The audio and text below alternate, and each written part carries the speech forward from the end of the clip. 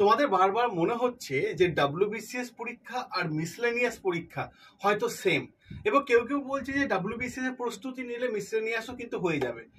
দেখো, একটা কথা বলি, খুব ভালোভাবে বোঝার চেষ্টা করবে। প্রত্যেকটা পরীক্ষার নিজস্ব একটা ট্র্যাক থাকে, ঠিক আছে? গ্রুপ ডি পরীক্ষা যার নিজস্ব একটা ওয়েতে চলে, সেরকম ডাব্লিউবিসিএস পরীক্ষা বা কনস্টেবলের পরীক্ষা নিজস্ব একটা ওয়েতে চলে। যদি কেউ এরকম বলে থাকে, এরকম মানে চিন্তা ভাবনা থেকে সম্পূর্ণ দূরে চলে আসো।